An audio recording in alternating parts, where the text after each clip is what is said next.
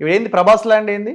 ప్రభాస్కి అసలు యాక్చువల్ ఏంటంటే అతను గవర్నమెంట్ ల్యాండ్లో ఆక్యుపేషన్లో ఉండే సార్ ప్రభాస్. ప్రభాస్ ఆ ల్యాండ్ని ప్రభాస్ ఇది నాది అని చెప్పేసి ఏం చేసినాడు, దాన్ని ఆక్యుపై చేయడానికి ట్రై చేసినాడు. చేస్తే అప్పుడు నాకు రెవెన్యూ హోమ్ రెండు నేనే చూస్తుండే. అప్పుడు అక్కడ శేర్లింగంపల్లి తహసీల్దారు నాతో చెప్పినాడు, సార్ ఇట్లా జరుగుతుందంటే తీసి విసిరిపారాయి అని చెప్పినాను. వాళ్ళందరినీ ఫ్లష్ అవుట్ చేసేసి మేమేం చేసినాం, మా కంట్రోల్లోకి తీసుకున్నాం.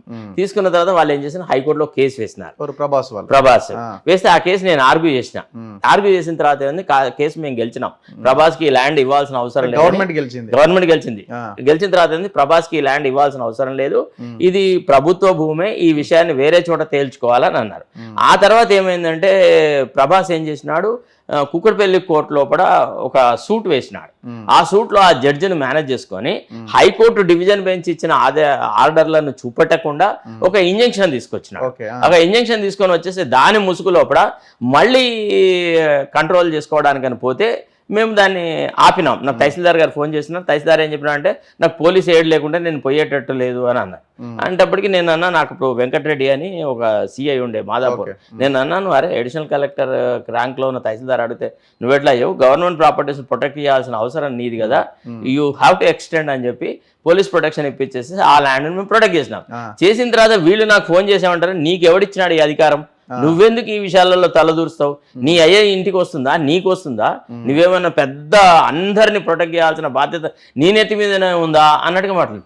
నాకేం తెలుసు, నేనేమనుకున్నాను, విధి నిర్వహణలో భాగంగా ప్రభుత్వ భూములను కాపాడడానికి నన్ను నియోగిస్తున్నారు కాబట్టి, ప్రభుత్వం డబ్బు తింటున్నాను కాబట్టి నిజాయితీగా నేను పనిచేసిన దానికి ఇంకా నా మీద ప్రెషర్ పెట్టడం, ఒక రకంగా ఏంటంటే మనల్ని హీనంగా చేసి ఏదో రకంగా ఒక అవమానపరిస్థితి.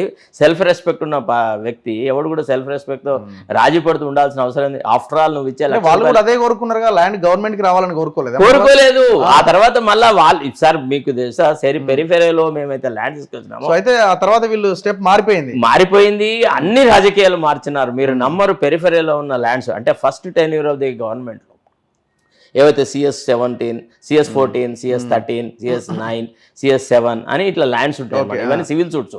ఇందులో లోపల హైదరాబాద్ పెరిఫెరీలో ఉండే వాస్ట్ ఎకర్స్ ఆఫ్ ల్యాండ్ ఉండేది. ఈ కేసులన్నింటినీ నేను ఆర్గ్యూ చేసేసి మేము గెలిచినవన్నీ తర్వాత అవన్నీ మన గవర్నమెంట్ కంట్రోల్లోకి రావడం మొదలెట్టేది. అసలు ఎక్కడ కూడా ప్రైవేట్ పార్టీలు ప్రభుత్వ భూముల మీద కబ్జా పెట్టలేకుండా పరిస్థితి ఏర్పడేది. అయితే ఫస్ట్ టెన్యూర్ కాగానే సెకండ్ సారి ప్రభుత్వం వస్తుంది అని అన్నప్పుడే నాకు కొంతమంది చెప్పినారు, బాబు ఇంకా నువ్వు గతంలో చేసిన ఆర్గ్యుమెంట్ ఇక్కడ చేస్తే ఒప్పుకోరు, ఇప్పుడు వీళ్ళు రామేశ్వరరావుతో వాళ్ళతో వీళ్ళతో రాజీ పడ్డారు, సెటిలైట్ అయిపోయినాయి, ఇంక ఇప్పుడు నువ్వు సపరేట్ ఊరుకో, లేదంటే నిన్ను నీ సంగతి చూస్తాము అని చెప్పి. అయ్యేటప్పటికి ఈ మార్పులు వచ్చిన తర్వాత ఏం చేస్తున్నారంటే ఈ భూములను కబ్జా పెట్టడానికని రకరకాల విధానాలు చేసేసి ప్రభుత్వ భూములు అన్ని కొట్టేస్తున్నారు. ఒక లీగల్ ఒపీనియన్ ద్వారా విన్నరా, నీకు ఖానామేట్లో ల్యాండ్ను దారాదత్తం చేసినారు. అడ్వకేట్ జనరల్ ఉండగా additional advocate general legal opinion ఎట్లిస్తాడండి? ఆయన ఒపీనియన్ బేసిస్ మీద ల్యాండ్స్ ఎట్టిస్తారండి? ప్రభుత్వ భూములు ఎన్నో ఉన్నాయి ఇట్లాంటి సంఘటనలు, ఒక్కటి కాదు కోకొల్లలున్నాయి. ఒక ఎంక్వైరీ అంటూ ఆర్డర్ చేస్తే నేను I can show to that enquiry officer what they have done అనేది ప్రతి విషయం నేను ఎంక్వైరీ ముందర తీసుకురాగలను. అంటే వీళ్ళు చేసినంత అరాచకత్వం ఎవరు చేయలే. ప్రజలు ఉత్తగానే వీళ్ళని ఓడించారండి. ఎంత చిత్తుగా ఓడించినారు గుర్తుందా మీకు? అసలు ఊరు పేరు లేని వాళ్ళు, అప్పుడప్పుడే కాంగ్రెస్ పార్టీలో చేరిన వాళ్ళు కూడా 50,000 ఓట్ల మెజారిటీ 40,000 ఓట్ల మెజారిటీతో గెలిచినారంటే ప్రజల ఆక్రోశం ఏ మేరకు ఉండిందని